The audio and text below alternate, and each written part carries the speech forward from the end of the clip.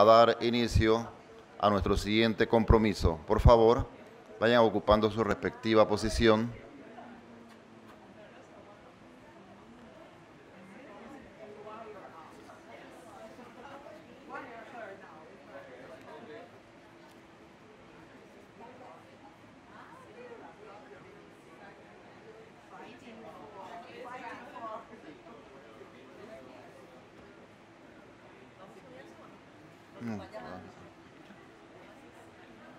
Listo, yo lo voy llamando, pues.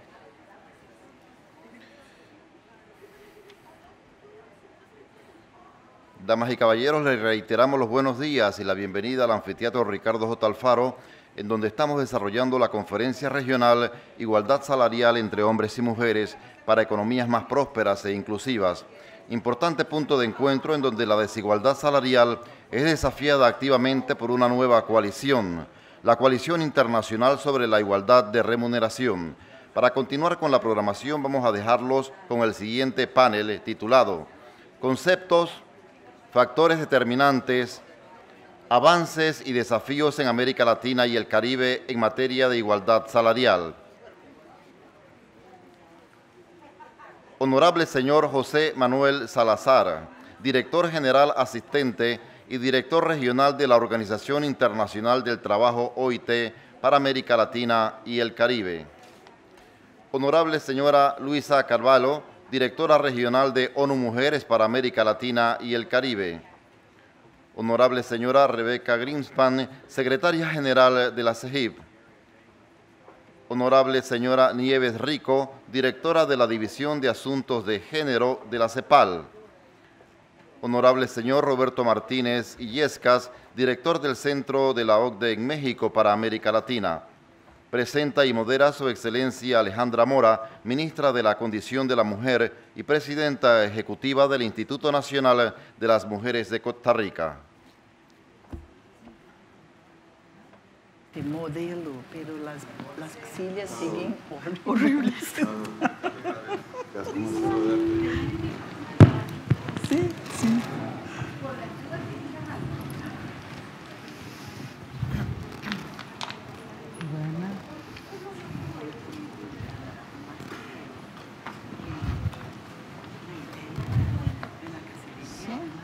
No encontré mi coso.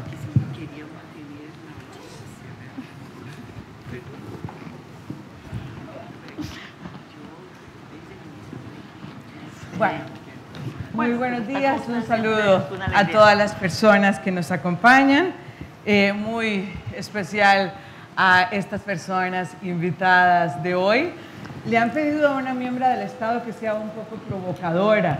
Hoy generalmente es al revés. Todas nuestras compañeras y compañeros que están en las organizaciones internacionales, con quienes tenemos una alianza clarísima que tiene que ver con el Estado, la cooperación internacional, los organismos del sistema de Naciones Unidas y de los sistemas regionales, que no solamente tienen una clarísima visión del mundo, sino particularmente de nuestra región, y que hoy queremos provocar una enorme reflexión sobre lo que está pasando particularmente en nuestra región. Quisiera decir tres cositas que me parecen importantes antes de presentarles individualmente a nuestros ponentes, que creo que no requieren presentación porque es reconocido por todos nosotros. La primera reflexión para este panel es bueno, la claridad de que este tema es tan estructural, todo lo que sucede con los temas de los derechos de las mujeres, pero todo lo que sucede con el desarrollo y la inclusión, que hablar sin entender la palabra clave de las alianzas es imposible. Y esta mesa da cuenta de lo que significa una alianza en la región, y todas las personas que estamos presentes aquí en el sector estatal también, los trabajadores y trabajadoras, el sector empresarial, para poder mover este tema estructural. Pero cuando para la América corren tiempos difíciles, corren tiempos en los que se cuestiona si la inclusión es el rostro del desarrollo. Si los temas de las mujeres están bien o mal, si ya tenemos suficiente o no, si el tema de la discriminación es lo estructural que hemos venido posicionando.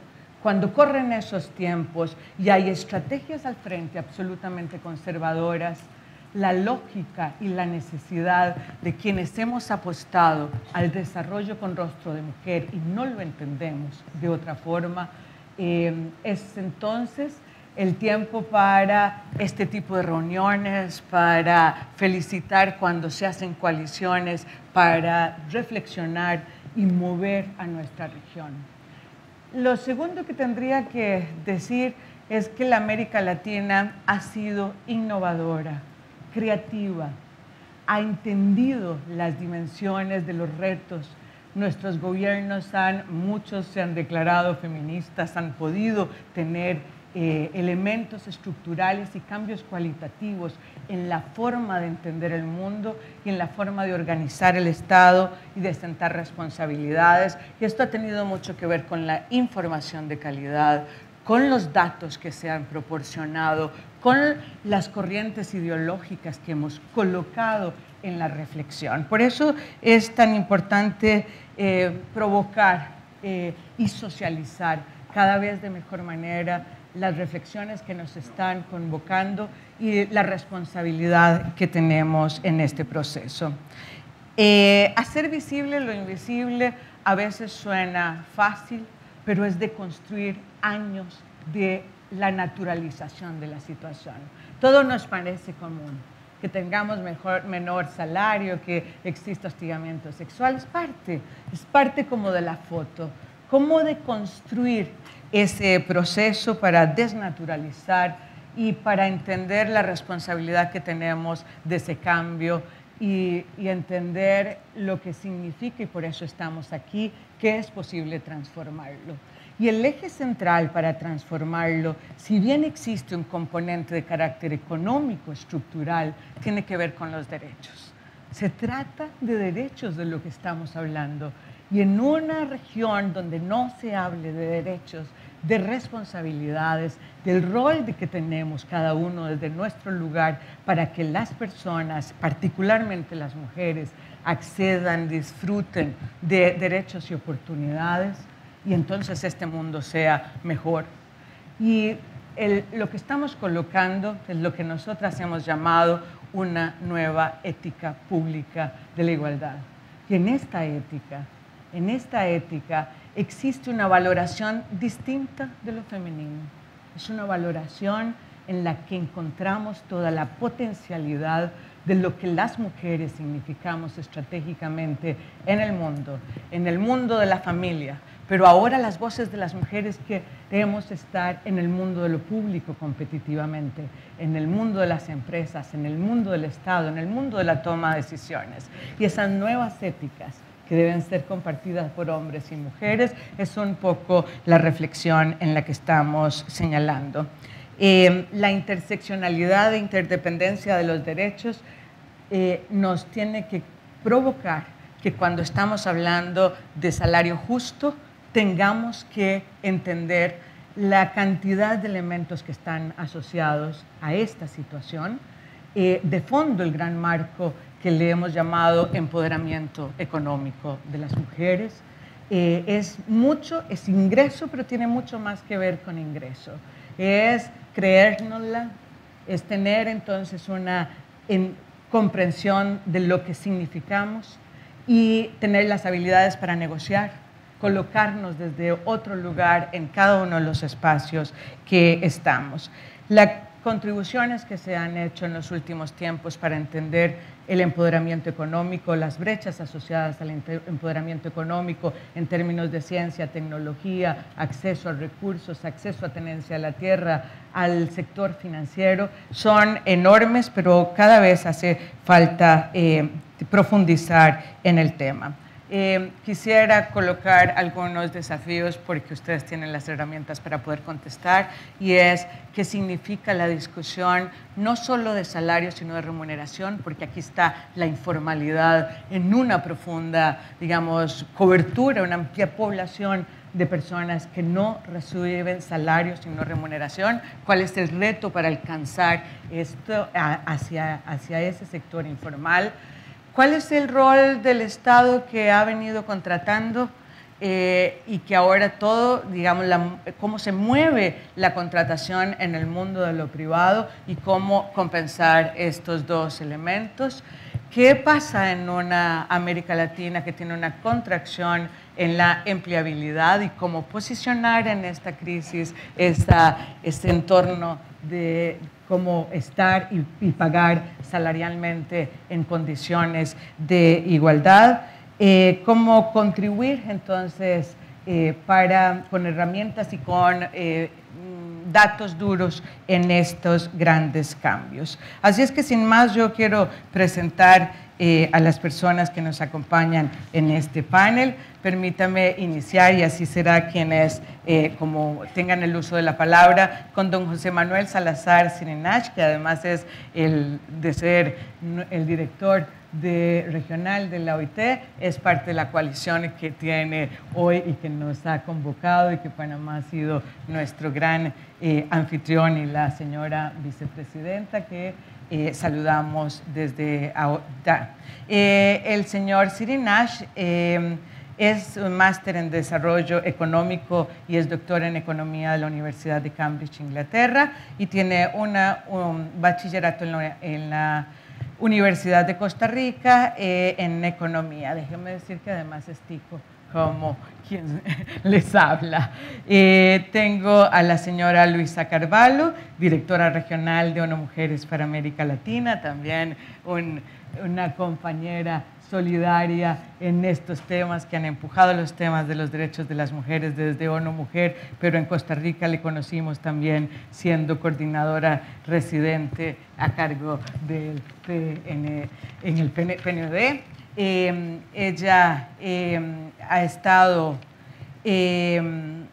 trabajando también en Brasil, además es socióloga por la Universidad de Essex en Reino Unido y tiene una maestría en planificación y desarrollo social en la Escuela de Reino Unido. La señora Rebecca Greenspan, quien también es costarricense, tenemos una sobrerepresentación de nosotras que somos los vecinos. Gracias, Rebeca, por estar en este espacio. Ella es la secretaria general de la CEGIF. Rebeca ha estado también en el programa de Naciones Unidas, siendo la secretaria general de la ONU para el programa de Naciones Unidas y el desarrollo. En PNUD, además fue nuestra vicepresidenta en Costa Rica y fue ministra también, coordinadora de Asuntos Económicos y Sociales. Es licenciada en Economía por la Universidad de Costa Rica y máster en Economía de la Universidad de Sussex, y fue doctora honoris causa de la Universidad de Extremadura.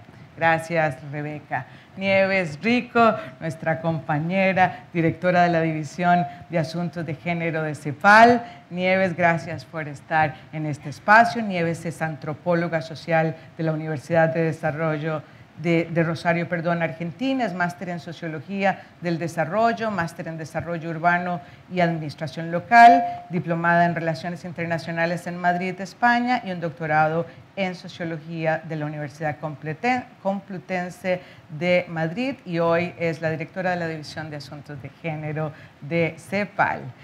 Don Roberto Martínez, muchas gracias por estar. Don Roberto es el director del Centro de OCDE en México para América Latina, es especialista en políticas públicas y competitividad, ha colaborado como consultor de la Secretaría del PNUD, del Banco Mundial, y ha participado en la reforma constitucional de telecomunicaciones, así como en la Cámara Nacional de Industria Electrónica, Telecomunicaciones y Tecnología. Les agradezco muchísimo este espacio. Por razones de tiempo daremos unos 10 minutos y después podremos hacer una réplica sobre las preguntas que se presenten, y empezamos entonces con la participación de don José Manuel. Muchas gracias.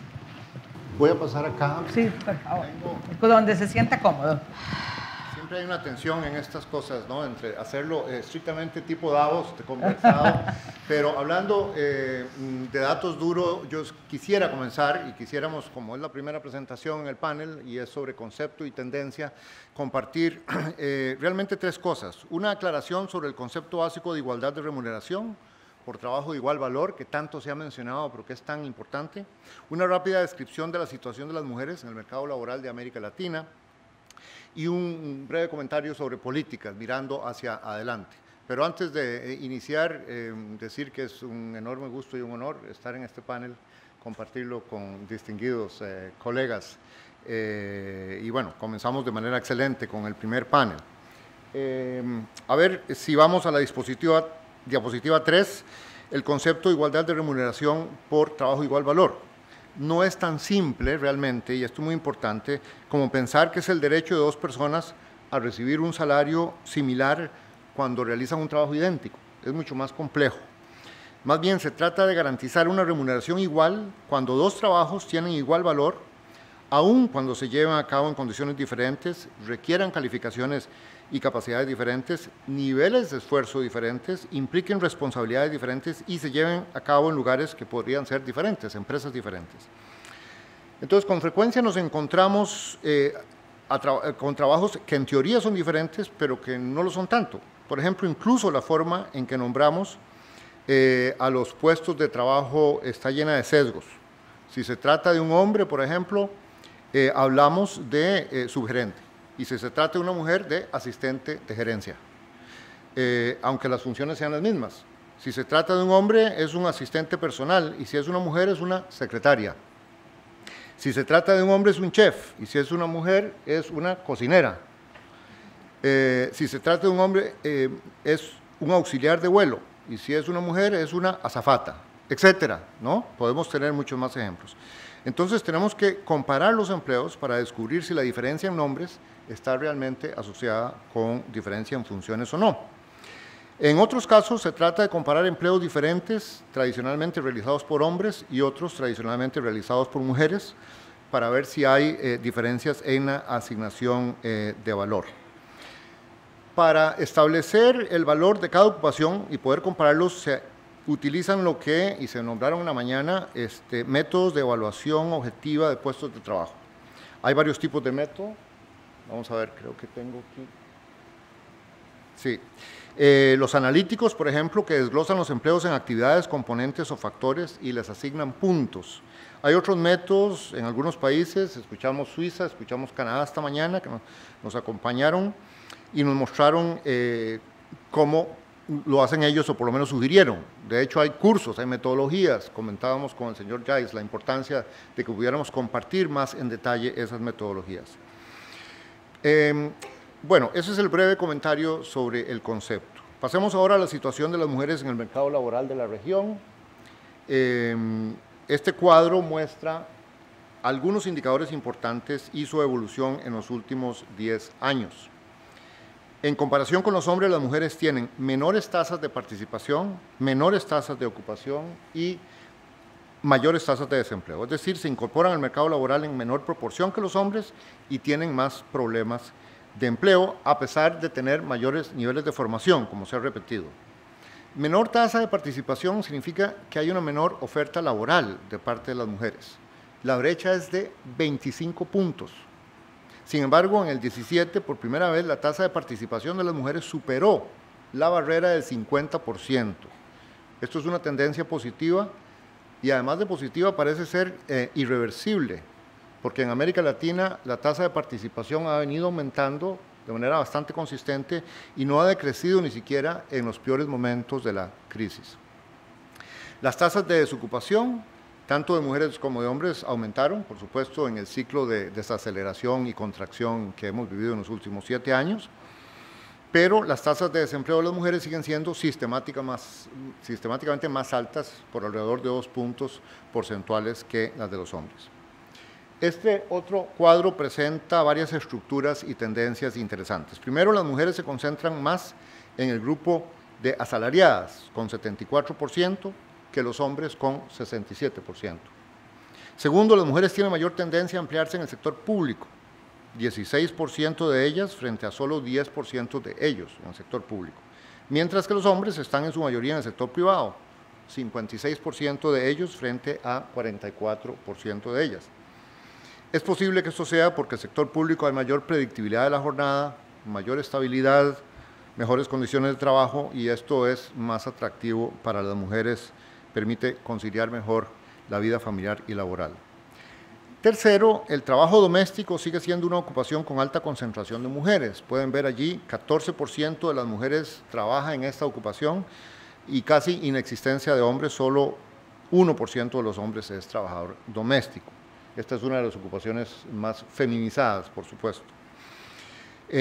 Un punto muy importante sobre estos datos es que las estimaciones de brecha salarial, al menos las que hacemos en OIT, se hacen con base en el grupo de trabajadores y trabajadores asalariados. Es decir, no incluyen a las no y los no asalariados. Es decir, a los trabajadores por cuenta propia, los empleadores, ni tampoco a los trabajadores familiares auxiliares, ni a la categoría de otros. Esto es muy importante, es una deficiencia en la forma en que se llevan las estadísticas, que la señalo porque es un tema en el que tenemos que avanzar para entender mejor qué está pasando al interno de estos otros grupos de no asalariados. Este otro gráfico, el panorama laboral 2017, es clave porque muestra que la brecha salarial de la región, medida como la diferencia entre el salario mensual de hombres y mujeres, era de 15% en el 2017, con una muy significativa reducción de 6 puntos porcentuales entre el 2005 y el 2015, en esa década. La situación varía según su región, la diferencia en contra de las mujeres es mayor en el cono sur y región andina, mientras que en Centroamérica y México es un poco más baja, de alrededor de 10%. Es muy importante también profundizar en países específicos, por eso nuestro equipo de salario de Ginebra está preparando un informe mundial que saldrá a fines de este año y que va a estar centrado en los análisis de las brechas salariales de género. A continuación voy a presentar algunos cálculos que ya se han hecho para 4 países. Como pueden ver en la gráfica, en Perú y Uruguay, la brecha salarial se redujo de 2010 a 2016. Eso es una buena señal. El país que no cumple ese patrón es México. La brecha salarial más bien subió en ese periodo. Costa Rica es un caso atípico porque la brecha salarial es negativa, es decir, en Costa Rica las mujeres tienen salarios más altos que los hombres. Extraño, ¿no? Esta situación es un resultado combinado de muchas mujeres altamente calificadas en el sector público y muchos hombres poco cualificados en el sector privado. Sin embargo, estos datos hay que tomarlos con mucho cuidado, hay que seguir profundizando para conocer mejor qué está pasando a lo interno de cada subgrupo. Aquí hay un efecto de composición del empleo.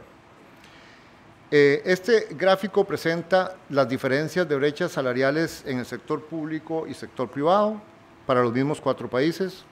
Como pueden ver, en el sector privado, en los 4 países hay brechas significativas. Las mujeres reciben salarios inferiores a los de los hombres.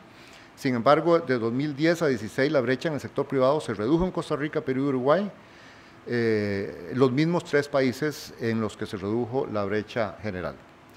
En el sector público las brechas son más pequeñas y las dinámicas son más heterogéneas entre países. En México y Perú hay brecha salarial, pero en México se redujo y en Perú se incrementó. En Costa Rica y Uruguay las mujeres de hecho tienen salarios superiores a los hombres en el sector público. Para comprender mejor estos datos, el tema de Costa Rica es que el 77.3% de las trabajadoras en el sector público tienen estudios superiores frente al 53% de los hombres, es decir, una diferencia de 20%.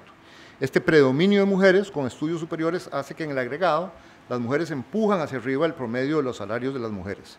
Se trata de un efecto composición del empleo que hace entonces que la brecha salarial en el sector público sea negativa.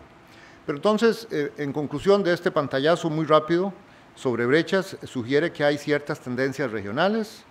Cuando uno desagrega sectores y ocupaciones en países específicos, encuentra gran diversidad de situaciones.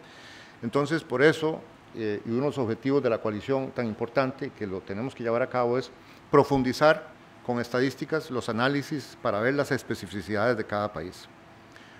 Otra dimensión de las brechas salariales de mucho interés, sobre todo en la era de las revoluciones tecnológicas, es el nivel educativo. Este gráfico presenta el caso de Uruguay, que es interesante porque las reducciones han sido muy significativas durante la década en todos los niveles educativos. De nuevo, habría que profundizar las razones, pero como hipótesis se podría pensar que estos descensos son el resultado de una combinación de políticas que Uruguay ha puesto en su lugar, políticas de salario mínimo, negociadas a través de los consejos de salarios, la política nacional de cuidados de personas dependientes con vocación de universalidad, la valorización del trabajo de las mujeres a través de acciones de varios tipos, como la equiparación del salario mínimo, el trabajo doméstico, etc. Entonces, estas y otras políticas, en un entorno dominado por un esfuerzo de transversalización de la igualdad de género, es lo que podría explicar este descenso importante. Pero también esto muestra que las políticas funcionan y que hay que continuar con esa pasión que nos hablaba la vicepresidenta. Bueno, y el último tema, para concluir, es el de las políticas. Está primero el tema normativo y regulatorio, como gran área clave de política. La ratificación del convenio 100 por todos los países de la región es un avance muy importante. Los países han incorporado esto de diversas maneras. Algunos países le han dado rango constitucional al principio. Ustedes tienen aquí la lista de cuáles. Otros países hacen referencia a la igualdad salarial en los códigos de trabajo. Con menor frecuencia, algunos países han optado por incluir el principio en la normativa relativa a la igualdad de género, específicamente el caso de Colombia, El Salvador, Honduras, México, Perú y Uruguay. Aunque todos los países tienen alguna disposición normativa relativa a la igualdad salarial, no todos han incorporado específicamente el principio de igual salario por trabajo de igual valor. Solo Argentina, Bolivia, Colombia, Ecuador, Paraguay y Perú reconocen este principio. Tanto Chile como Colombia promulgaron leyes especiales sobre la igualdad salarial, a las que siguieron reformas al Código de Trabajo. La ministra Kraus, estoy seguro que nos va a compartir en detalle el contenido de la ley y las lecciones aprendidas en todos estos años de aplicación. Esas evaluaciones realizadas a la aplicación de la ley en Chile convierten la experiencia chilena realmente en un caso muy interesante. Y no voy a hablar del caso de Colombia en aras del tiempo. Más allá de lo normativo, son pocos los programas concretos que se identifican en los países de la región para combatir la brecha de género. Todavía hay mucho que hacer en términos de políticas y programas. La OIT cuenta con estrategias específicas para trabajar el tema, que se basan siempre en el diálogo entre los diferentes actores y que podrían ser útiles y están, por supuesto, al servicio de todos ustedes para establecer las hojas de ruta que se han mencionado tan importantes. Este es el caso de programas de igualdad salarial, que incluyen una primera etapa de generación de información, posicionamiento del tema en la agenda nacional, una segunda fase de implementación de medidas específicas, como reformas legislativas, herramientas, diagnósticos, y una tercera de evaluación y seguimiento. Más allá de la normativa y también de los programas a nivel nacional, es muy importante decir que la batalla de la igualdad salarial se gana empresa por empresa, organización por organización, lugar de trabajo por lugar de trabajo. En Perú, por ejemplo, a partir del año 2013 se implementó el proyecto sobre equidad salarial y trabajo decente en la empresa pública del agua, entidad prestadora de servicios de saneamiento de Lambayeque, EPSEL. Este proyecto fue diseñado e implementado por OIT con el apoyo de la Internacional de Servicios Públicos y la Federación de Trabajadores del Agua Potable y Alcantarillado de Perú, la FENTAP. En la ejecución también participaron autoridades de EPSEL y el Sindicato Único de Trabajadores de Servicios del Agua Potable y Alcantarillado de Lambayeque. El propósito fue reordenar el categorizador salarial de la empresa para eliminar los sesgos de género, mejorar las condiciones salariales de las 800 funcionarias de la entidad. Estos resultados que se obtuvieron en EPSEL impulsaron la iniciativa que se desarrolló posteriormente en Chile. En este caso fueron el Ministerio de Hacienda, la Ministra de Trabajo y Previsión Social, la Agrupación Nacional de Empleados Fiscales, ANEF, afiliada a la Internacional de Servicios Públicos, la ISP, los que colaboraron para hacer un esfuerzo similar con el Instituto de Seguridad Laboral de Chile. La ministra y el señor Insunza, que es el presidente del sindicato de ANEF, van a explicarlo esta tarde. También está con nosotros una compañera de la Internacional de Servicios Públicos, Verónica Montúfar, que es coordinadora mundial del tema de género, que estoy seguro van a ampliar sobre la estrategia y este específico proyecto. En ambos casos se trata de iniciativas donde las organizaciones de trabajadores, los sindicatos, han jugado un rol fundamental y por eso quisiera destacar esto acá, y donde el establecimiento de comisiones paritarias con representación de los trabajadores y la empresa o la administración ha garantizado el éxito.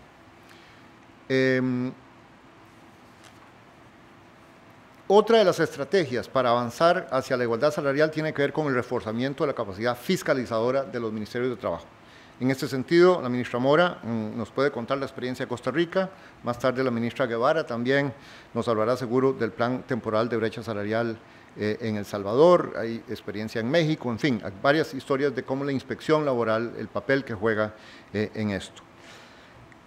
Entonces, en conclusión, hay una amplia gama de estrategias, algunas ya implementadas en países de la región, otras que podemos aprender de países como Canadá, Suiza.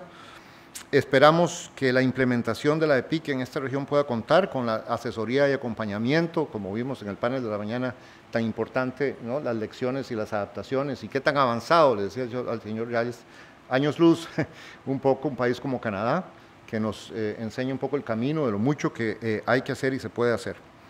En la OIT estamos profundamente, creemos profundamente en las posibilidades de este trabajo conjunto entre países, y esto es uno de los papeles que juega todas las oficinas nuestras en apoyo a los ministerios y a todos ustedes. Muchísimas gracias.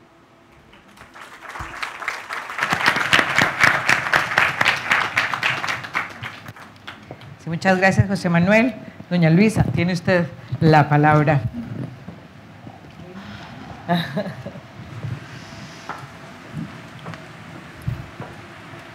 Yo no sé cuál que va a salir la voz.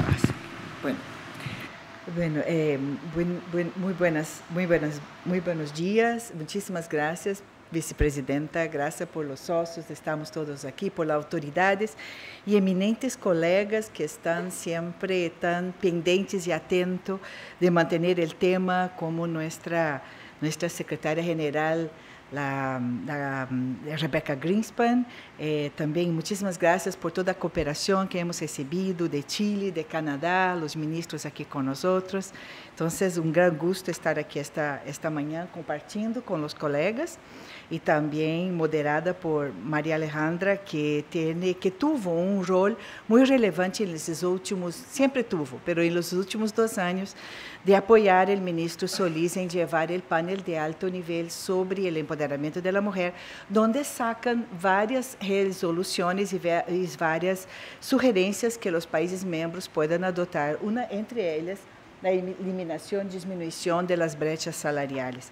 Pero yo voy a tomar un poco un camino un poco diferenciado.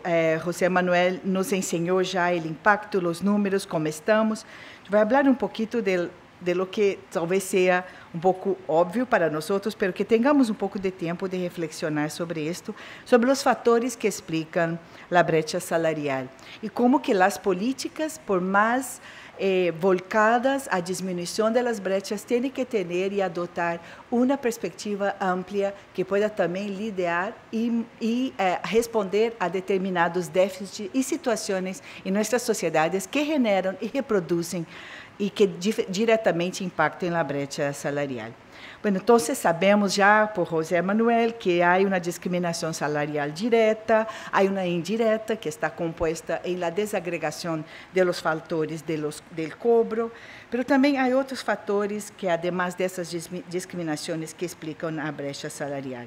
Um deles é, eu vou falar de 6, que as mulheres cobram menos porque acedem em menos medida e trabalham menos horas no mercado laboral. Vimos os números, não? As mulheres chegam em menor medida que os homens no mercado laboral e as taxas de desemprego são igualmente superiores. Também há uma concentração muito forte de mulheres nos trabalhos de tempo parcial. O segundo ponto é que as mulheres cobram menos que uma parte substancial, porque uma parte substancial do trabalho que realizam não tem remuneração, é grátis.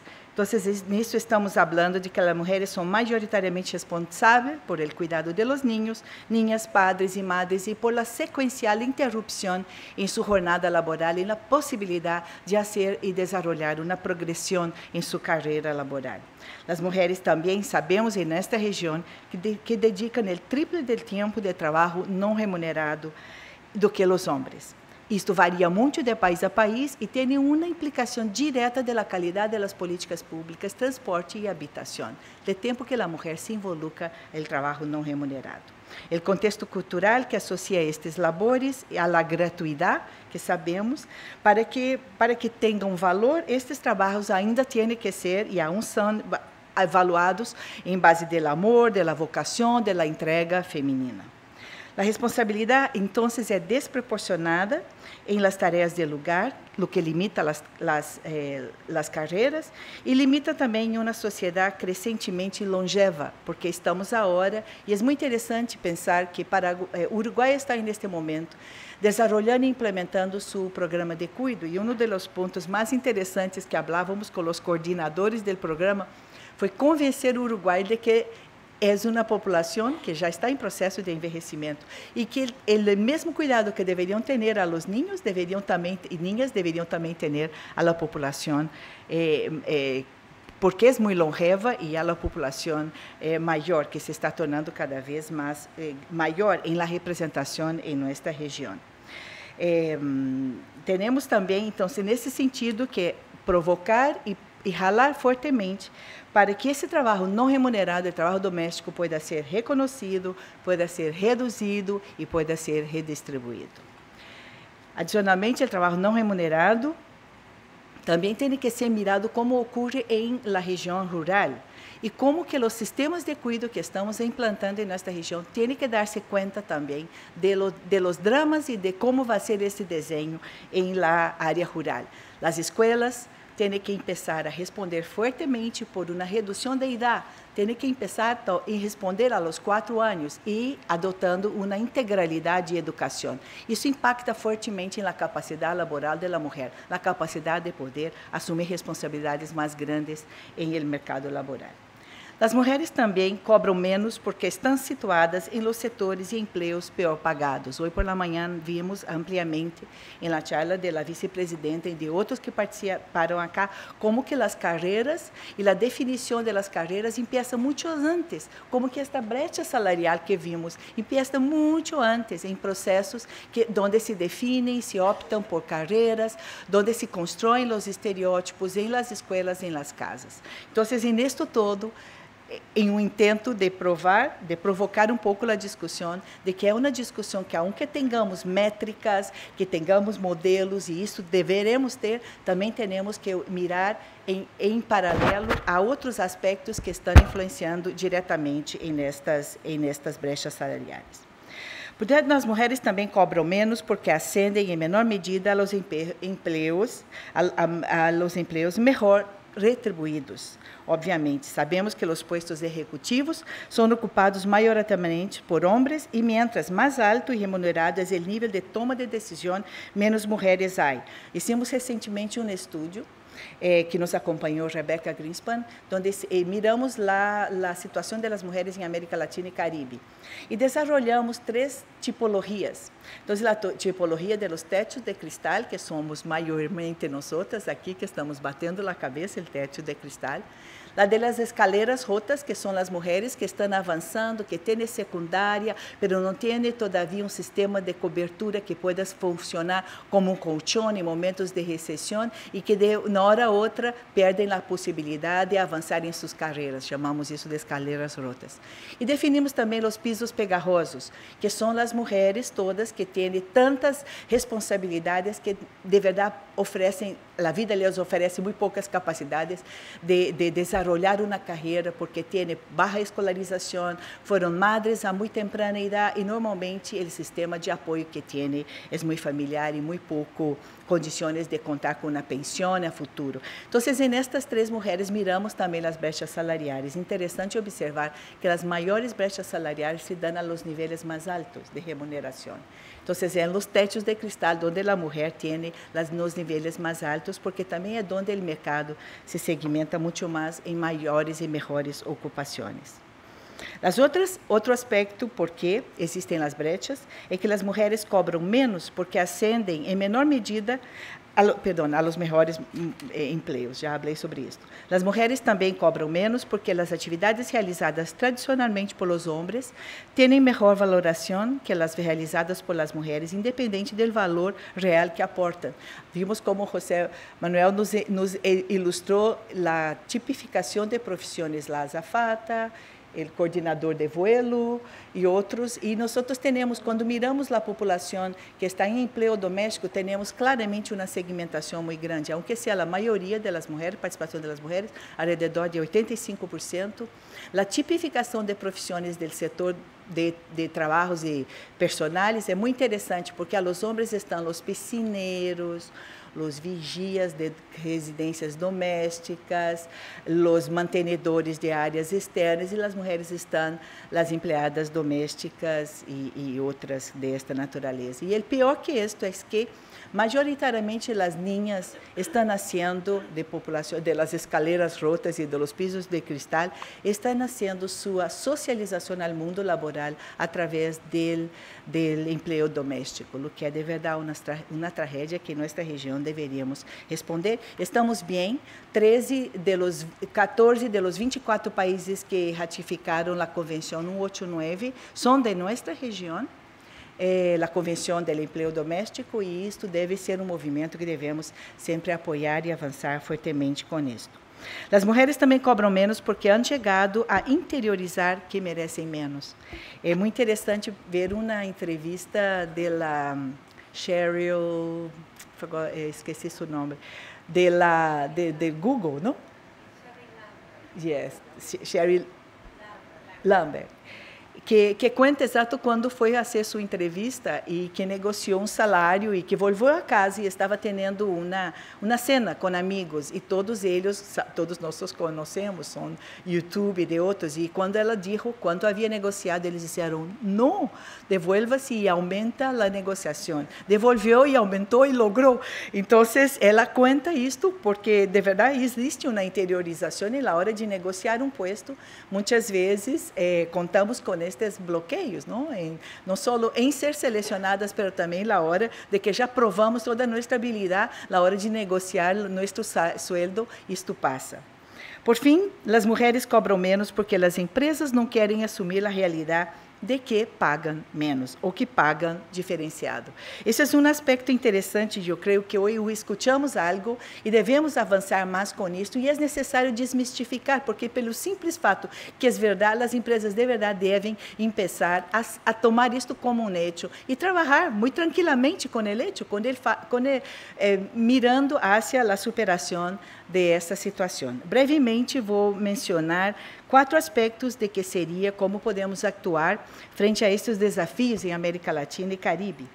Primeiro que todo, criar consciências e capacidade. Este evento é esta responsabilidade que estamos deixando aqui, esta aliança, como mencionou a ministra, é um intento de trazer todas estas discussões e tentar também com sócios como Suíça, como Canadá, aumentar nossas consciências e nossas capacidades de responder a los desafios e a los aspectos que ameritam todavia ser investigados e generar evidências. O outro é incentivar os poderes públicos que se devem impulsionar para essa transformação, manter as legislações mais avançadas, reforçar os mecanismos para seu cumprimento, proporcionar apoio a los empregados, a los empregadores, a los sindicatos, deverá generar uma renda positiva em relação ao hecho, assumir o hecho e avançar claramente nisso, e garantizar os direitos individuais das mulheres de las maneiras mais diretamente possível. Depois, negociar. Tradicionalmente, a masculinidade da negociação sindical ha generado também uma distorção na balança de salários, não? Então, nisto, é importante que os sócios, como o governo, a ILO e outros sócios que lidam diretamente com os grupos sindicais, que se possam apoiá-los para que eles possam ter uma atividade, um posicionamento ativo de resposta sobre isto. Por fim, controlar e sancionar, não?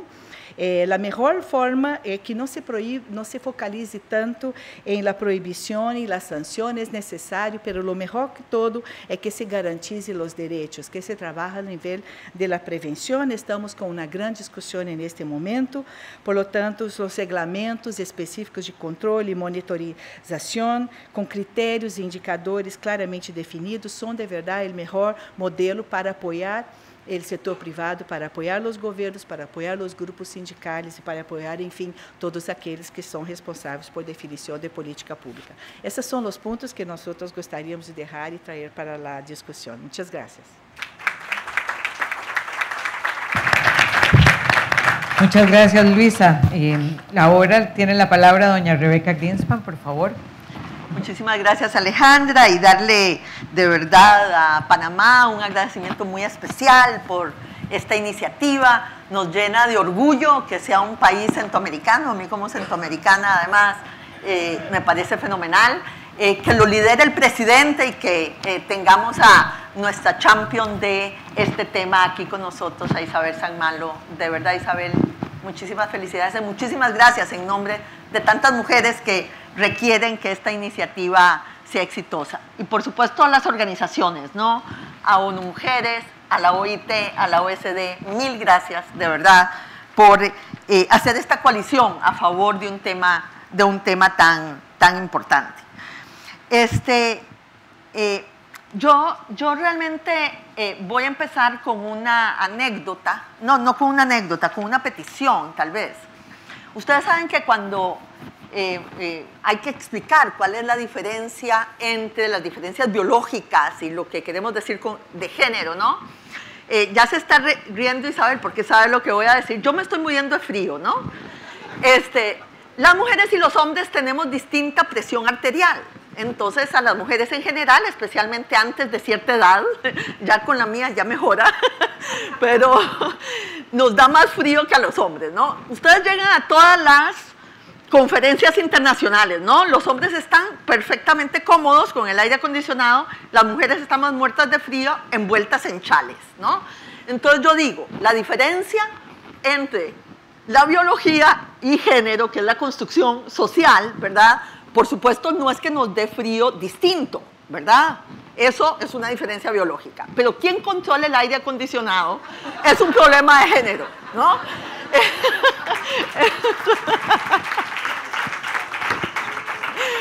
Bueno, ese es el tema del poder, ¿no?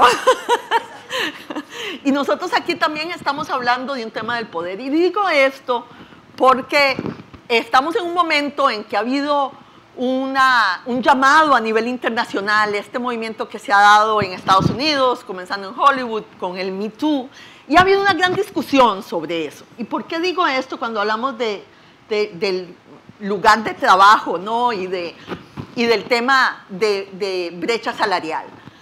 Porque han habido distintas interpretaciones sobre este movimiento, y yo quiero llevar esta discusión al tema del lugar de trabajo. Porque claro, ha recibido demasiada atención el tema del sexual harassment, pero el harassment no es solo sexual, el harassment es un tema, o el tema del acoso, es el tema de cuáles son las condiciones a las que las mujeres se enfrentan en su lugar de trabajo, cuando lo que quieren es ir a trabajar, tener una vida digna, tener un salario para su familia. ¿Cuáles son las condiciones a las que nos enfrentamos? Porque se le ha dado tanta importancia al tema del sexo alrededor de esto, que se ha perdido el tema principal de este movimiento, que es el tema del poder en el lugar del trabajo. Y como bien lo decía ONU Mujeres ahora en el estudio que hicimos, todo este tema de las escaleras rotas, de los techos de cristal, de los pisos pegajosos, no es un tema solo referido a cuáles son nuestras capacidades, nuestras calidades, nuestra educación. Es un tema de cómo se maneja el poder en el lugar del trabajo. Y eso es uno de los principales elementos que hacen que hayan brechas salariales. Brechas salariales que, como bien dijo José Manuel, vienen por distintas razones, ¿no? Pero no podemos medirlas solo cuando comparamos un hombre y una mujer haciendo cosas iguales.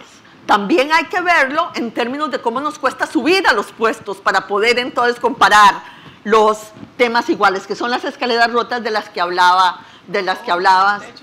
y los techos de cristal. Yo recuerdo cuando yo llegué al PNUD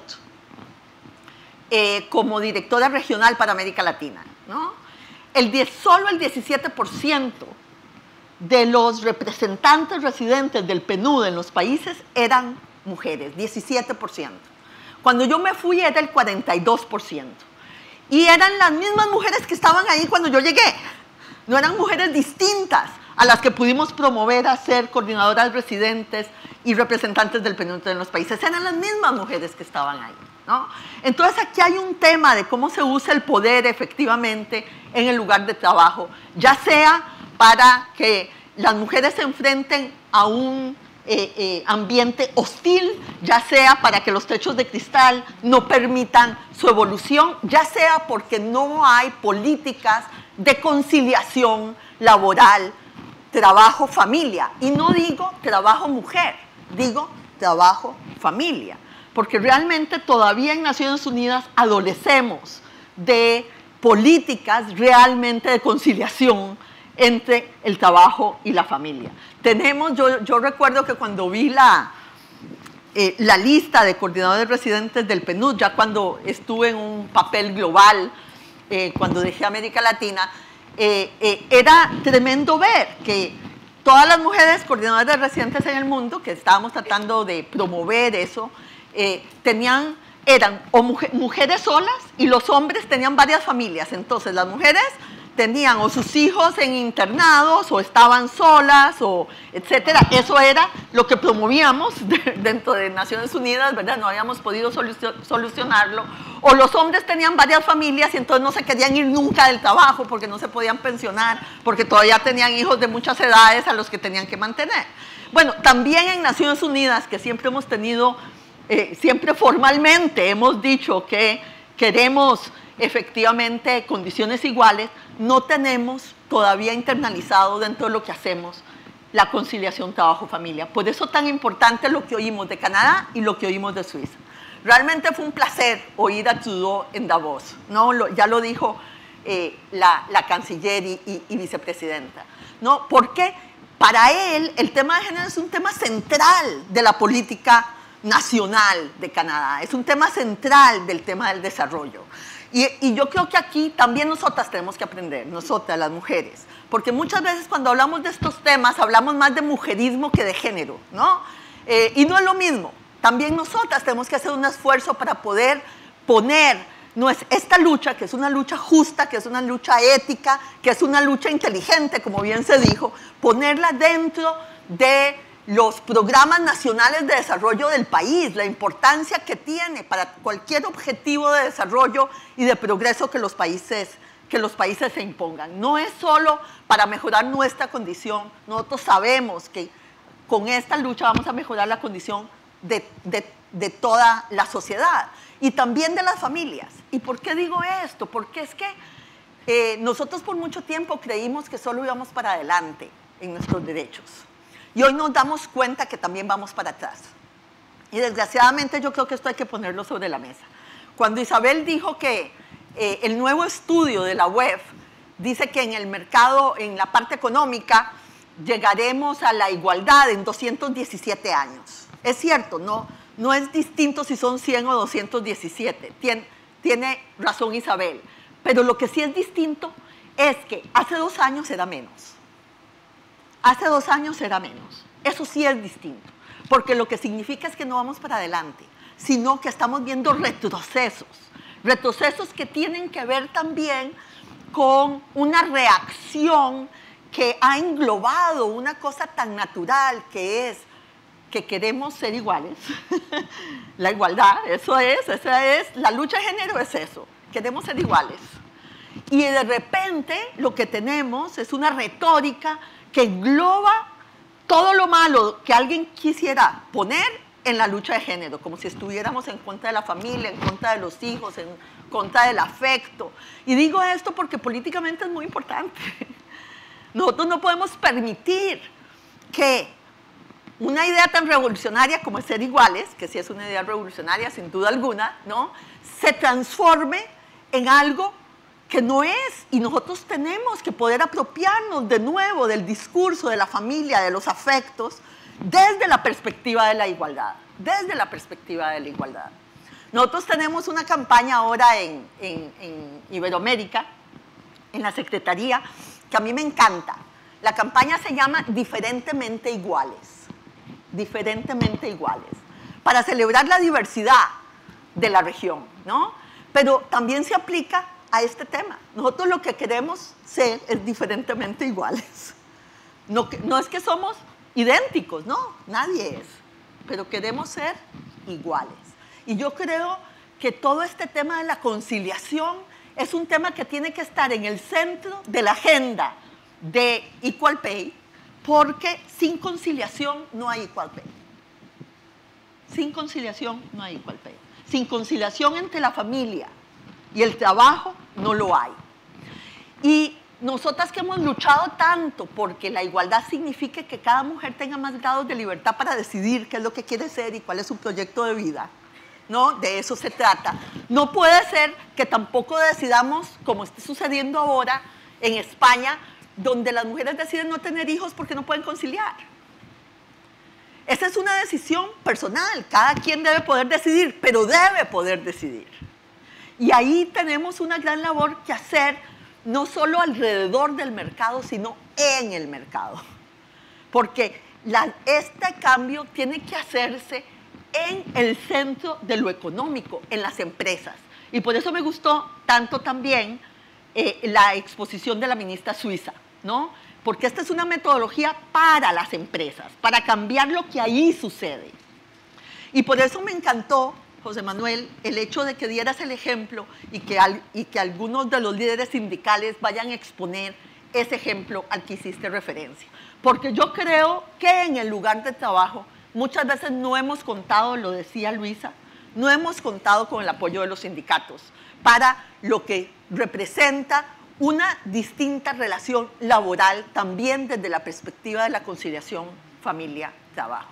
Y si lográramos efectivamente tener los instrumentos para poder enfrentar ese problema, yo creo que podríamos estar ante muchas mejores perspectivas en términos de nuestra inserción laboral. Segundo punto que quisiera tocar, solo para mencionar, Alejandra, algunos de las políticas que me parece que valen la pena. Hay un libro que hicimos con la OIT sobre conciliación, trabajo, familia, que se presentó por primera vez en una asamblea general de la OIT en la conferencia anual que ustedes tienen y que fue adoptado por la asamblea. Yo creo que valdría la pena recuperar eso y avanzar en ese sentido. Algunas de políticas que yo conozco que han dado resultado y que yo creo que vale la pena tener en mente. Una, sobre las profesiones feminizadas. ¿Qué fue lo que hizo Escandinavia con las profesiones feminizadas? ¿Trató de no feminizarlas? No. Lo que hizo es lo que de alguna manera sugeriste, José Manuel. Los salarios de las profesiones feminizadas están unidos a los salarios de las profesiones masculinizadas. Y se acabó la brecha salarial. ¿Se dejaron de ser profesiones feminizadas? No, pero la brecha salarial se acabó. ¿Y cómo? Con el tiempo. Por lo tanto, esos salarios evolucionaban de la misma manera que evolucionaban los salarios masculinos, comenzó a haber mucha más presencia masculina y femenina en ambos. Porque parte del tema de las profesiones feminizadas es que si siguen siendo mal pagadas, pues por supuesto de ahí atraen menos a otro tipo de profesionales y por supuesto atraen menos a los hombres. Y fue una medida muy sencilla. Lo que hay que hacer es nada más que haya un par y paso entre ambas y la brecha salarial puede efectivamente en muy poco tiempo desaparecer sobre las profesiones feminizadas. Y esto me lleva, ¿y por qué digo esto? Porque uno de los errores que nosotros cometimos al principio de la lucha feminista, y yo me considero una feminista, es que desvalorizamos las cosas que hacían las mujeres, en lugar de valorizarlas, que es lo que estamos haciendo ahora. Nosotros no estamos desvalorizando el trabajo del cuidado, no estamos desvalorizando el trabajo doméstico. Nos parece fundamental para la sociedad, nos parece fundamental para su organización, para su existencia, para su reproducción. Lo que no queremos, por tanto, es que se considere menos y por lo tanto tengan que hacerlo solo las mujeres. Lo que queremos es compartirlos, porque somos muy generosas, ¿verdad? Queremos compartir esos trabajos, pero porque los valoramos, no porque no los valoramos. Y también en las profesiones feminizadas hay un tema similar, ¿no? Cuando hablamos de los STEM y hablamos de que las mujeres están poco representadas en esas ocupaciones, a mí me parece que tenemos razón, que hay que hacer algo ahí, ¿no? Algo debe estar pasando, por lo cual la ley de probabilidades no se da de que las mujeres escojan tanto esas profesiones como las otras. Entonces hay que asumirlo, pero a mí no me parece que para asumir los STEM tengamos que desvalorizar los trabajos de educación y los trabajos de salud y los trabajos de servicios donde las mujeres estamos más representadas. Yo creo que eso sería un error, sería el mismo error que cometimos al inicio de nuestra lucha. Segunda política que me parece que vale la pena relevar. Lo mencionó también la vicepresidenta, el sello de calidad de las empresas. Es una invención del PNUD y ONU Mujeres. Y yo quiero hacerle un homenaje a Carmen de la Cruz, que la perdimos el año pasado y que fue la persona que hizo el sello de calidad cuando estábamos en el PNUD y que lo llevó adelante. Bueno, ahí está, hay una metodología, muchas de las empresas latinoamericanas lo han internalizado. Yo creo que valdría la pena que la OIT lo tome como una política propia dentro de la política de las empresas. Y yo creo que podríamos presentar ese caso también al resto de las regiones en esta lucha. Y mi último punto, digamos, de política. Nosotros estamos junto también con ONU Mujeres, nos comprometimos a que Iberoamérica fuera la primera región en eliminar todas las leyes discriminatorias que impiden el empoderamiento económico de las mujeres. Se sorprenderían ustedes del montón de leyes que todavía existen, algunas no se usan, ¿no? Y que evitan el empoderamiento económico de las mujeres. No estamos, en este caso, proponiendo nuevas leyes, que son necesarias sin duda, y Luisa ya habló de varias, sino de eliminar algunas de las que tenemos. El caso de Panamá es muy bueno, querida vicepresidenta. Es una sola, la que todavía formalmente existe y que establece, digamos, diferencias entre las mujeres y los hombres. No es tan grave la que hay en Panamá, porque es la prohibición de que las mujeres hagan oficios insalubres. ¿Y quién define cuáles son los oficios insalubres? Lo define una instancia del gobierno. Y probablemente en este momento no esté representando ninguna, en la realidad, digamos, ningún problema real para las mujeres. Pero estas ideas de tutelaje, ¿verdad? Porque esta ley está para las mujeres y para los niños, ¿verdad? Y nos recuerda muchas de las actividades de tutelaje con respecto a nosotras, ¿no? Yo creo que nadie debería poder hacer labores insalubres, ¿verdad? Y la OIT yo creo que en su normativa así lo tiene, ¿no? Pero el que tengan que tutelarnos, porque nosotros no podamos decidir, ¿verdad?, cuáles son las profesiones a las que queremos ir o a las que no queremos ir, tal vez sea el momento de eliminarlo. Pero la verdad es que Panamá está en una muy buena posición. Solo esa hemos encontrado en nuestro recorrido, pero hay otros países que todavía tienen leyes donde las mujeres tienen que pedir permiso para trabajar. No lo hacen, pero todavía existen, ¿verdad? Entonces podríamos ser la primera región del mundo que elimina todas las leyes, todas las normas y leyes que evitan el empoderamiento económico de las mujeres. Yo creo que tendríamos un avance, que podríamos tener una gran coalición, un gran movimiento, una gran colaboración entre todas nosotras y poder efectivamente librarnos de muchas de las cosas que todavía tenemos en nuestra legislación. Muy pronto este año tendremos varios acontecimientos de alto nivel. Uno es el G20 y yo participé ahora precisamente en Davos en el W20, ¿no? Y una de las cosas que esperamos que pueda ser posible en el G20 es que tomen la decisión de reducir la brecha salarial en esos países. Alemania, como bien se dijo ayer, ha hecho un esfuerzo de transparencia y de publicación de los salarios de hombres y mujeres en compañías de cierto tamaño. Tal vez en el G20 podamos hacer un esfuerzo, y yo creo que todos deberíamos ayudar, porque si el G20 toma una decisión de disminuir de manera sustancial la brecha salarial entre hombres y mujeres, pues las principales potencias del mundo estarían dando un ejemplo que por el momento no han dado y por el que yo creo que todos deberíamos trabajar para que así sea. Muchas gracias.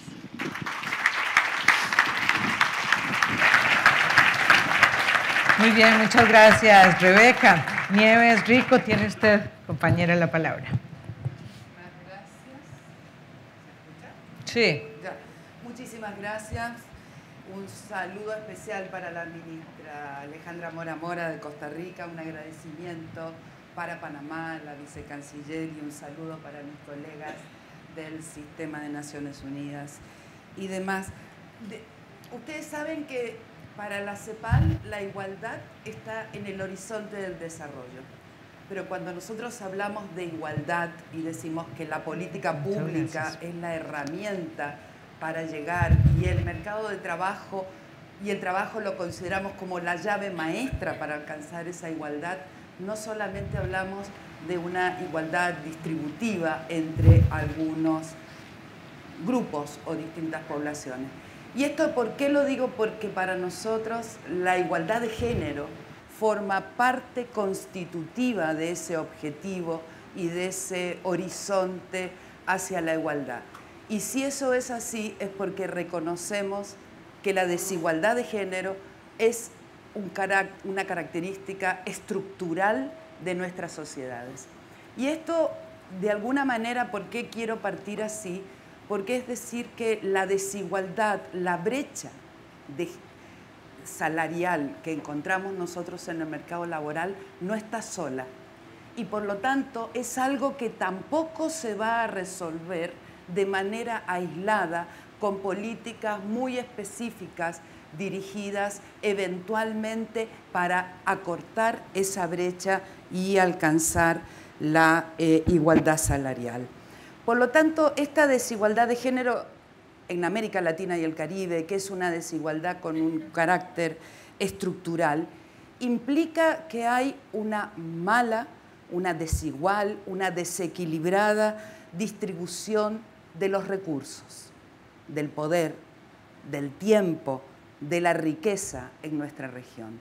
Y por lo tanto, avanzar hacia una mayor igualdad de género y avanzar hacia una mayor igualdad salarial indudablemente significa avanzar hacia el cambio de un estilo de desarrollo, hacia el cambio de un paradigma del desarrollo que evidentemente no nos está yendo bien, porque esa desigualdad hoy nos encuentra como la región más desigual del mundo. Y es interesante ver, y me gustaría como recoger el guante de lo que dijo la ministra Mora Mora, de que esto no pasa en contextos ya que no debemos tener en cuenta. Evidentemente, América Latina y el Caribe estaba en un momento de desaceleración de las economías hasta hace un año. Ahora vemos una cierta estabilidad según los datos de la CEPAL, aunque no necesariamente una recuperación. Pero no solamente tenemos el reto de lo que pasa en nuestras economías a nivel regional o a nivel global. Tenemos el reto de lo que pasa con la amenaza, ¿por qué no decirlo, entre comillas, de ciertos retrocesos en aquellos avances, así como lo han dicho recién, en la garantía de los derechos humanos de las personas y, por supuesto, la garantía de los derechos humanos de las mujeres. Por lo tanto, a lo mejor la igualdad salarial, el debate en torno a ello, las políticas que apuntemos, no van a estar aisladas de esos debates que van a decir que las mujeres volvamos a nuestra casa, ¿ya? Que van a decir que a lo mejor se restrinjan los derechos o la salud sexual y reproductiva, aquellos que van a decir que hay caminos que están naturalizados para las mujeres y otros para los hombres. ¿Y esto por qué? Porque nosotros por lo menos en la CEPAL, y creo que lo compartimos con nuestros colegas, estamos convencidos que la desigualdad tiene una raíz en la cultura del privilegio y no en la cultura del derecho. La desigualdad es la expresión de la discriminación. Cuando yo ahora les voy a contar algunos datos nuestros, pero me voy a adelantar, y cuando decimos que la brecha salarial, esa desigualdad entre lo que gana un varón y una mujer por un trabajo de igual valor, aumenta cuando hay mayores niveles de instrucción para las mujeres. Y entonces, por lo tanto, no se explica ni por horas trabajadas, ni por jornada, ni si es salario semanal o diario. Hay una parte que solamente se explica por esa cultura del privilegio y por la discriminación. Creo que, como ya se ha dicho en este panel, los datos son sumamente importantes. Recordar que la desigualdad salarial o de remuneraciones se inscribe en que 1 de cada 3 mujeres adultas en América Latina y el Caribe no tienen ingresos propios. Que 1 de cada 2 de las que tienen ingresos por debajo de un salario mínimo. Y entonces tenemos que 1 de cada 2 mujeres en nuestra región que son adultas, o sea, entre 15 y 65 años que hacemos el cálculo, o no tienen ingresos propios o tienen ingresos inferiores a un salario mínimo. Les decía yo la distancia, cuando uno ve la onda larga, la tendencia, la brecha salarial desde el 90 hasta el 2014, que son nuestros últimos datos, 2014-2015, ha descendido. O sea, la brecha se ha acortado. Y podríamos decir que hemos tenido un avance muy significativo que haría que ya no serían 100 años, a lo mejor si seguimos con esa tendencia. Pero resulta que no podemos hacer una especie de lectura naif o ingenua de lo que inclusive las propias tendencias o las ondas nos lo dicen. ¿Y esto por qué? Porque ¿qué es lo que pasa en nuestros países? ¿Cómo se inscribe que las mujeres en América Latina y el Caribe no tengamos autonomía económica dentro del ejercicio de la ciudadanía y del ejercicio de los derechos? Es muy interesante que ustedes saben que los salarios no solamente le mejoran la vida a las mujeres, sino se la mejoran también a los varones y por lo tanto son un elemento para la superación de la pobreza. Y cuando nosotros vemos que quiénes son aquellos que viven en los hogares pobres y en situación de pobreza, encontramos que nuestra región es una región donde la pobreza está feminizada. Y no solamente está feminizada, sino que este índice de feminidad de la pobreza ha aumentado aún cuando la pobreza medida por hogares ha disminuido. Y esto quiere decir que las políticas públicas de superación de la pobreza, muchas de las cuales tienen que ver con la degeneración de empleo y muchas de las cuales tienen que ver con aumentar los salarios, no están llegando a las mujeres como debieran. ¿Dónde trabajan las mujeres? Bueno, 4 de cada 5 mujeres trabajan en lo que llamamos sectores de baja productividad. ¿Y esto qué significa? Sectores de bajos salarios, sectores informales de la economía, sin protección social, sin seguridad social. Y por lo tanto, la brecha salarial no solamente está vinculada a esa segregación de género que hay en el mercado y a la segmentación que hay en las distintas actividades, sino que va a tener importantísimas consecuencias en la vejez, en la autonomía económica de las adultas mayores. Y esto no es menor porque ustedes saben que estamos en un proceso de transición demográfico sumamente importante, donde cada vez más todos tenemos mayor esperanza de vida y sobre todo las mujeres. Pero esa brecha salarial en la vida activa, por llamarla de alguna manera, se va a reflejar y se refleja también en la brecha salarial, en la brecha de montos entre jubilaciones y pensiones que hay entre varones y mujeres. Y por lo tanto, a apuntar, cerrar la brecha de remuneraciones y salarial en el mercado laboral tiene consecuencias anteriores y posteriores al propio mercado que son sumamente importantes. Pero tal como lo venimos diciendo desde el movimiento feminista, desde organizaciones de Naciones Unidas y como la OIT en su asamblea número 19 lo determinó, trabajo no solamente es el remunerado. Trabajo es aquel que también se realiza de forma no remunerada al interior de los hogares, también afuera en la comunidad. Y ese trabajo, sabemos hoy que las mujeres dedican 1/3 de América Latina, y siempre estoy hablando, 1/3 de su tiempo a un trabajo doméstico no remunerado y de cuidado. Esto significa que muchas veces, para muchas de ellas, este propio trabajo es una barrera para ingresar al mercado laboral. Para otras es una sobrecarga. Y es ahí cuando desde la CEPAL analizamos el concepto de lo que llamamos trabajo total, que es la suma del trabajo no remunerado más el remunerado que una persona, ya sea varón o mujer, realiza semanalmente. Y ahí nos encontramos que las jornadas laborales reales de las mujeres son superiores. Pero esto uno podría decir, bueno, ¿por qué lo tenemos que mirar? Y lo tenemos que mirar porque más allá de por la justicia, eso lo he escuchado varias veces ahora, porque vale, porque aporta a la economía. Las encuestas del uso del tiempo, tenemos 19 países en la región hoy que tienen un ejercicio de medición del uso del tiempo y tenemos 7 países que han hecho una valoración económica a precios de mercado de lo que equivaldría al Producto Interno Bruto ese trabajo doméstico no remunerado. Y lo interesante es que si nuestras cuentas no fueran solamente satélites, sino que integradas, podríamos decir que el trabajo doméstico no remunerado, que no tiene ningún salario, donde sí hay una brecha de tiempo importantísima entre hombres y mujeres, representa 1/5 del Producto Interno Bruto de los 7 países de la región que más o menos que lo han medido. Y entonces esto nos habla que la brecha salarial tampoco lo que está haciendo es mostrar que no se le está devolviendo ni beneficiando a las mujeres el aporte que hacen a la economía.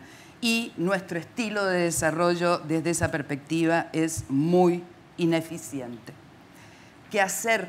Se han dicho varias cosas. Rebeca, Luisa, Juan Manuel han planteado algunas propuestas. Nosotros desde la CEPAL, en primer lugar, creemos que mejorar la situación de las mujeres y cerrar la brecha salarial tiene que ver con mejorar la situación de todos aquellos trabajadores y trabajadoras que se vean sus derechos menoscabados. Y por eso apostamos por mejorar los salarios mínimos. El instrumento laboral de la mejora del salario mínimo no solamente va a beneficiar a todos los trabajadores, sino que en particular a las mujeres que por las distintas inserciones en el mercado laboral no alcanzamos a esos salarios. Por el otro lado, así como ya lo dijo Luisa antes, creemos en las alianzas y en los espacios de negociación colectiva y creemos que es ahí donde las organizaciones de mujeres tienen que estar presentes. Creo que nuestros sindicatos, creemos nosotros que nuestros sindicatos están en el debe con las mujeres, están con el debe con la igualdad. Hay pocos sindicatos que tradicionalmente han considerado esta brecha salarial como un problema de los trabajadores. Hay muy pocos sindicatos que han asumido la falta de regulación y la explotación de muchas de las trabajadoras domésticas remuneradas en la región como un problema de los trabajadores. Y por lo tanto, cambiar el estilo de desarrollo, cambiar el mercado, cambiar las empresas, también significa cambiar y aportar a las organizaciones de trabajadores para que las trabajadoras, sus demandas y sus necesidades estén ahí presentes. Todo esto no solamente por la igualdad, no solamente porque nosotros en la CEPAL hicimos un ejercicio muy interesante que mostraba que si cerráramos la brecha salarial entre hombres y mujeres, en algunos países de la región alcanzaríamos hasta 10 puntos porcentuales para el cierre de la pobreza. Y por lo tanto, cerrar la brecha salarial es también un instrumento de superación de la pobreza, pero creemos que fundamentalmente apunta a, ya digo, a dar la autonomía a más del 50% de la población, a reconocer su inversión en educación. La educación para las mujeres y las jóvenes de América Latina y el Caribe es la gran deuda pendiente, es la gran promesa incumplida. Nos dijeron que si nos educábamos iba a ir bien y resulta que nos educamos. Hoy en día las mujeres en los 3 niveles de enseñanza, primaria, secundaria y universitaria, tienen no solamente mayor acceso en la mayoría de los países, sino que tienen mayores logros.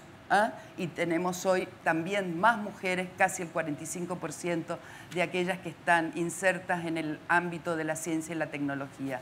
Pero esta educación fue una promesa incumplida frente a las relaciones de poder y frente a las fuerzas también del mercado que hay que revisitar.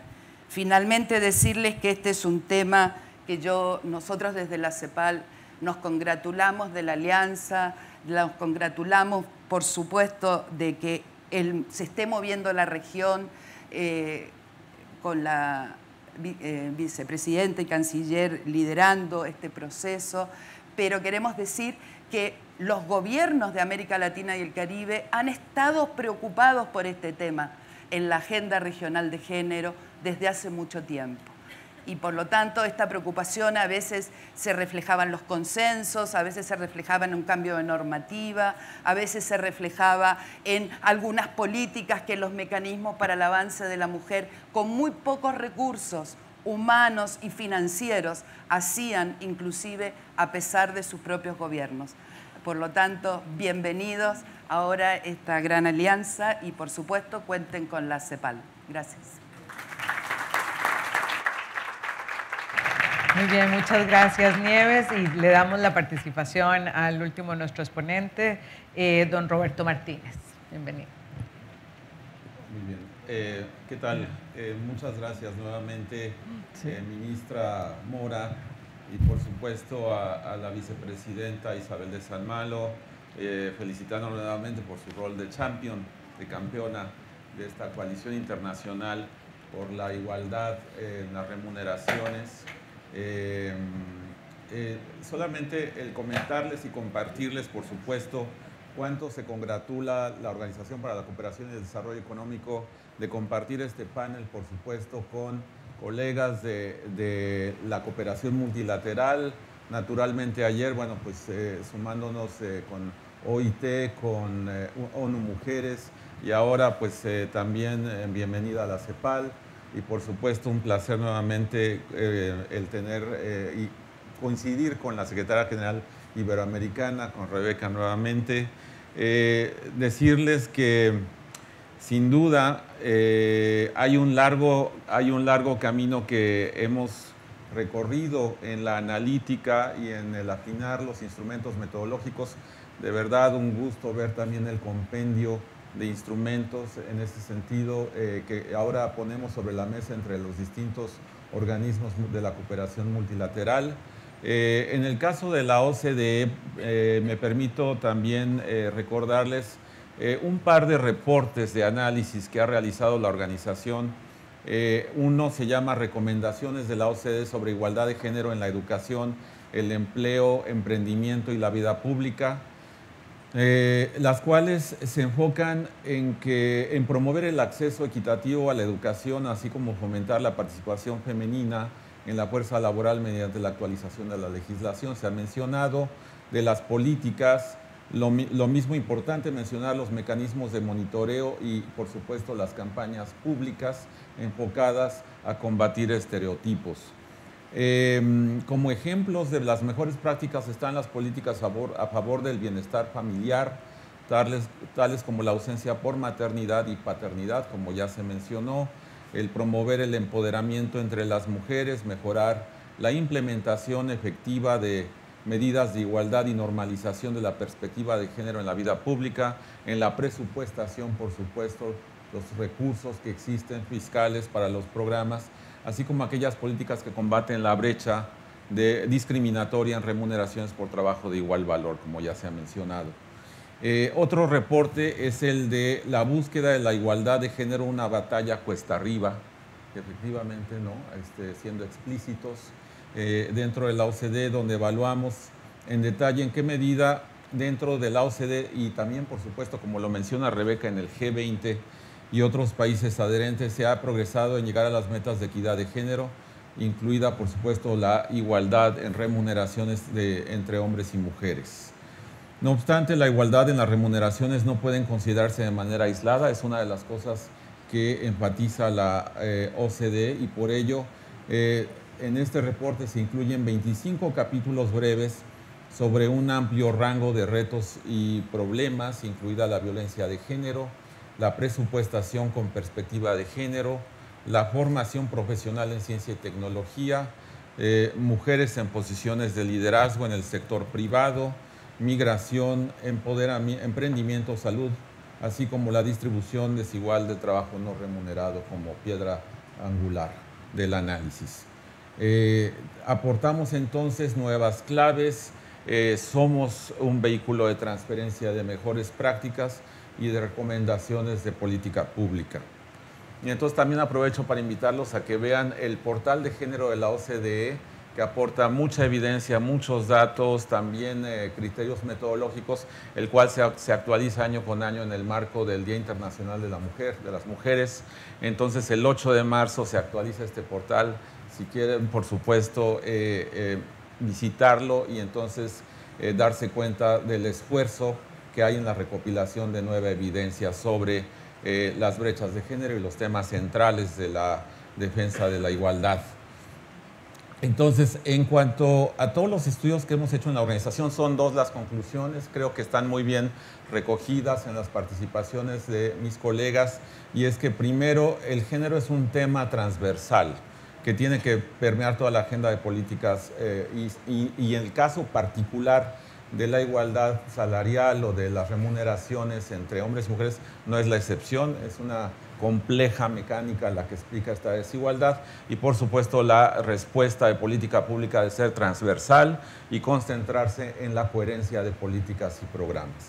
La segunda conclusión es que no importa, es decir, podemos contar con muy buenas herramientas de política o de incentivos económicos, pero ello es muy insuficiente si no se ataca uno de los frentes más importantes de la desigualdad o una de las causas estructurales de la desigualdad económica y de empoderamiento económico y de salarial, y es la de los estereotipos que se reproducen a través de los medios de comunicación masiva. Es decir, hay una responsabilidad, nosotros desde la OCDE somos vocales en mencionar por parte de los medios de comunicaciones en estereotipar, en reproducir estos estereotipos acerca de lo que es femenino y masculino y acerca de los roles atávicos, ¿no?, ocupacionales de hombres y mujeres. Entonces, muy importante para nosotros esta dimensión de enfocarse en todo aquello que pueda generar incentivos para un cambio conductual y un cambio de percepción.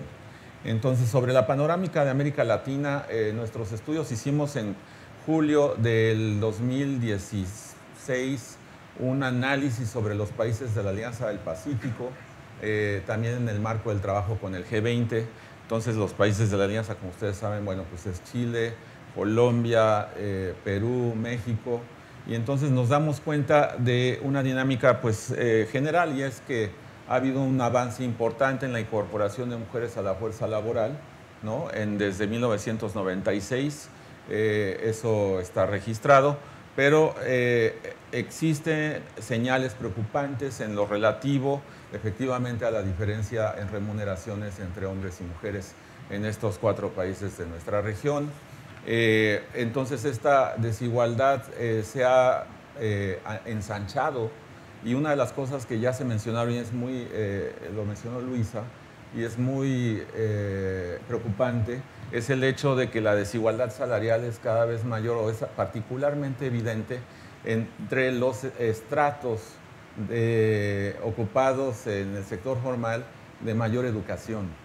Entonces es muy paradójico el hecho de que entre más vaya uno analizando el mercado laboral y la participación de gente con mayores niveles educativos, entonces la diferencia en remuneraciones entre hombres y mujeres es mayor. Entonces es, por supuesto, lo que mencionaste, Luisa, del techo de cristal, sin duda. Entonces muy importante en ese ámbito el transparentar y el generar mecanismos de política e incluso regulatorios respecto de la transparencia de los empleadores en las remuneraciones para trabajos de igual valor. Sin duda, esto ya se realiza en países OCDE, se discute actualmente en Japón, en la región asiática, pero nos habla y nos recuerda acerca de lo importante que es, por supuesto, el tener distintivos, acerca del buen comportamiento corporativo en el rubro de igualdad, pero también lo importante que es por parte del Estado el seguir teniendo presente los instrumentos y las palancas, incluso regulatorias, que hacen posible que haya esta transparencia desde el mercado laboral. Algo también muy importante de nuestros estudios es el hecho de que una de las, volviendo al tema de la educación y la habilitación de las mujeres para el mercado laboral, América Latina tiene un problema también apremiante, no solo los países de la Alianza del Pacífico, sino que nuestra región, como lo hemos estudiado y también de la mano con la CEPAL, por supuesto, y del BID, con el panorama económico de América Latina relativo hacia la juventud, la empleabilidad y el emprendimiento, hemos resaltado el hecho de que el bono demográfico en América Latina se está agotando. Entonces, la población joven en América Latina está alcanzando ya su máximo histórico para después caer, lo cual nos habla de que hay una grave situación apremiante de no perder, porque tenemos poco tiempo, este mercado, este bono demográfico en beneficio de la igualdad. Entonces, es en este grupo de gente joven en edad de trabajar en donde se encuentra la mayor vulnerabilidad por parte de las jóvenes de caer en la informalidad o de estar en este grupo también de la galería, también, bueno, de los encabezados en los medios acerca de, porque además este es un problema de países avanzados también, el crecimiento de la población de jóvenes que no estudian ni trabajan, los llamados ninis, en donde vemos que en América Latina la participación de jóvenes en este grupo de ninis y además agregándole, llegando al mercado laboral del sector informal, la probabilidad de que estos, bueno, más bien, de hecho, la vulnerabilidad de las chicas, de las mujeres, es el doble que el de los varones en el estamento de jóvenes, lo cual nos habla no solamente de un problema de vulnerabilidad, sino también de una vulnerabilidad dinámica que proyectada, y es parte de nuestro trabajo prospectivo, proyectada a mediano plazo y no solo a largo plazo. Entonces sí nos habla de una erosión de la capacidad regional de América Latina de generar crecimiento, bienestar y competitividad. Entonces el gran problema, como sabemos, en nuestra región es el de combatir la informalidad, pero con un sentido progresivo, enfocado particularmente en el ámbito de la igualdad de género y en los determinantes que hacen la desigualdad en las remuneraciones entre hombres y mujeres, particularmente en la población juvenil. Entonces es un frente clave de acción, como lo hemos señalado en nuestros estudios. Felices de poder continuar esta discusión desarrollando nuevas metodologías de la mano con nuestros aliados y el mencionar muy importante también el hecho de que no hay país de la OCDE, hablando de las economías también más avanzadas, que escape al problema del desafío histórico o llamemos así, de los cuidados. Y entonces el desarrollar nuevas herramientas también para bocetar mapas de ruta nacionales tendientes a la elaboración de estrategias nacionales hacia los sistemas o los mecanismos de atención de los cuidados, entonces se vuelve estratégico, se vuelve una cuestión de viabilidad de nuestras sociedades, habida cuenta de que dentro de esa discusión está, por supuesto, lo que ya se ha resaltado acerca de la medición y la discusión del trabajo no remunerado y la división entre hombres y mujeres de este trabajo no remunerado en el ámbito de los cuidados, que es yo creo que es uno de los temas que van a ocuparnos cada vez más a nivel regional, hablando de la otra cara de la moneda de la erosión del bono demográfico. Entonces, yo digo que este es el panorama en el cual nos hemos de enfocar de manera conjunta los organismos de la cooperación multilateral, y solamente resaltar una cuestión muy, bueno, que está presente en el discurso de todos aquí presentes, y es que si hay un recurso, un activo en América Latina subutilizado, ¿no? Ya que la OCDE promueve mucho la discusión sobre reformas estructurales y cómo liberar el potencial de crecimiento de nuestros países, el más importante recurso activo para dinamizar la economía de las sociedades de América Latina es el empoderamiento económico de las mujeres y, por supuesto, el que cerremos la brecha de remuneraciones entre los géneros. Y por eso, bueno, pues nuevamente muchas gracias. Cuenten con la OCDE, nuestros aliados y, por supuesto, la región latinoamericana.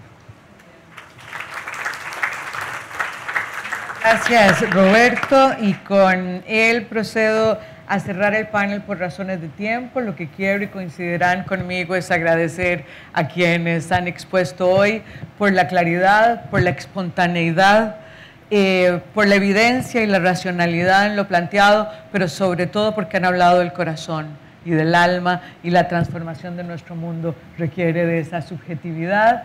Decirle que las alianzas y los foros y este tipo de actividades funcionan. Costa Rica, que ha estado en el High Level Panel para el Empoderamiento Económico, ha hecho de esto una guía y una estrategia política y una ruta para formular una serie de políticas que avanzan y nos hacen avanzar. Y decirles que el gran desafío, la gran claridad es que se puede, el gran desafío es que nadie nos quite lo andado, porque realmente nos ha costado muchísimo. Señora Vicepresidenta y Canciller, gracias por ser champion en este proceso, y en usted recibo el pueblo de Panamá un profundo agradecimiento por el evento y la calidez con los que nos han recibido. Muchas gracias y buenas tardes.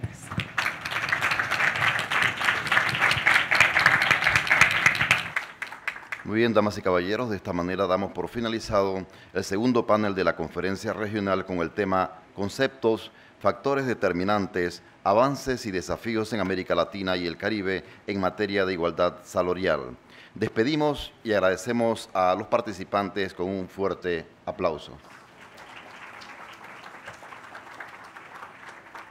Al culminar exitosamente esta primera jornada de trabajo en el marco de la conferencia que nos ocupa, vamos a declarar un receso de 1 hora para degustar del almuerzo correspondiente, y a las 2 de la tarde retornaremos con el panel Estrategias y prácticas para eliminar la brecha salarial, el papel clave de las instituciones públicas y los agentes sociales. Queremos destacar que el periodo de almuerzo se realizará en la Casa Amarilla de la Presidencia. La Casa Amarilla de la Presidencia, para las que no lo conocen, está ubicada específicamente camino a la Presidencia, a la mano lateral derecha. Recuerden llevar el ticket o papelito blanco que se les obsequió para acceder al almuerzo. Muchas gracias.